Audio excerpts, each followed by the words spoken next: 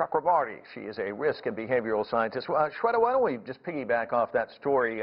That's going to be one of the risks moving forward, isn't it? I mean, you have about the time you think you've got it licked, suddenly there can be an uptick just because of imported cases, people traveling to your community and stuff. How do you handle that? Sure. So we're still looking at this trajectory, and we're trying to understand where we fall along the curve. And we've been hearing a lot about flattening this curve and why all of these measures have come into place around the world and then here in the United States. But we can't really tell where we are along this curve until we get the diagnostic testing in. And that is still somewhere the U.S. is really lagging in compared to a lot of the other epicenters that have already reached their peak and are potentially on their way down the curve. And so that means that the disease is under control. So whether or not these new cases being imported in are going to enhance the curve or change the curve or increase the peak or delay the peak or move up the peak, these are all questions that are still really up in the air until we're able to get those diagnostics really rolled out through the American public. And Shweta, the other thing we saw earlier this week, you know, these airports just clogged with people going through customs. All I can imagine is just more and more of that infection spreading. And really, you know, I guess, you know, today Donald Trump saying he's a war president. You heard Emmanuel Macron talking about going to war against this disease. But in any war, you have to know who you're fighting and how many there are. And it seems like in the West, they really haven't gotten this where South Korea and China did. That's right. And it's as if we're going to war with an invisible enemy, which is basically what this is. And I am wary of calling this a war in the sense that war is something where the other side wanted to start something with you, potentially, or is defending themselves. And remember, this is a virus that emerged because we interacted with it, not just this particular virus, but viruses in the past. If you look at MERS from the Arabian Peninsula, if you look at Ebola from Africa, these are all viruses that we, because of human behavior, saw come into emergence.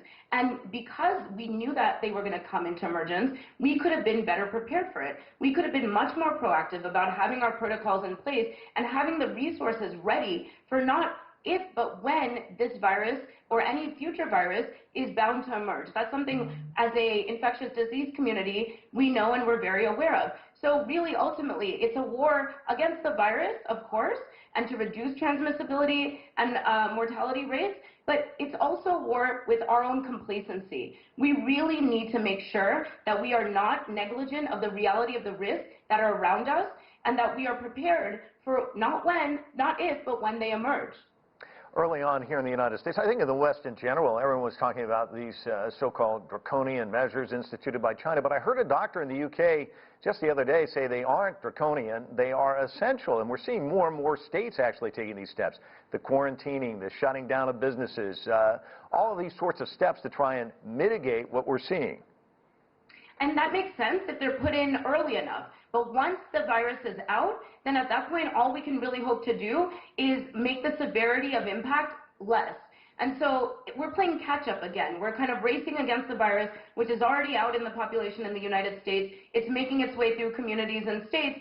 And we're hoping that these measures will have some sort of benefit. But my concern is that it will probably have marginal benefit. If historical outbreaks are any indication, then ultimately these types of quarantines and isolations and social distancing measures are a little too late. That being said, they're better than nothing, but we need complete adherence for that marginal benefit to even come into place. If you have some people, even with their best intentions, that are not doing their part, then ultimately, overall, the impact is lessened.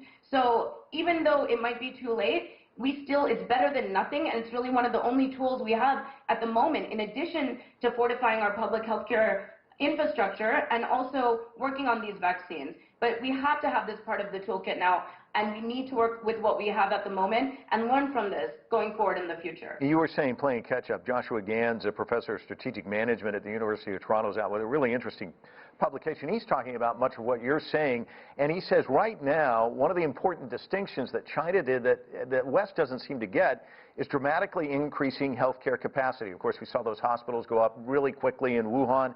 He says, wouldn't it have been nice if Italy had jumped on that a couple of weeks ago? Is that something that the U.S. and the U.K. and other countries should be thinking about right now?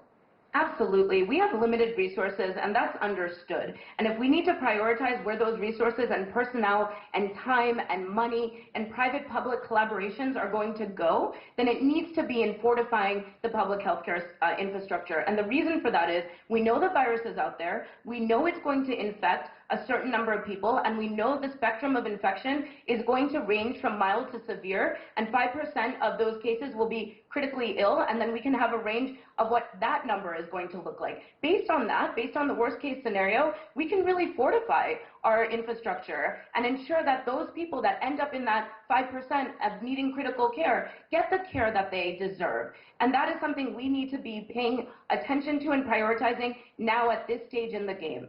If we had more time to have also administered other strategies, that would have been ideal, but ultimately, given where we are, and other countries can learn from this, it's about increasing capacity. Yeah, let's hope they jump on it. Sweta, thanks.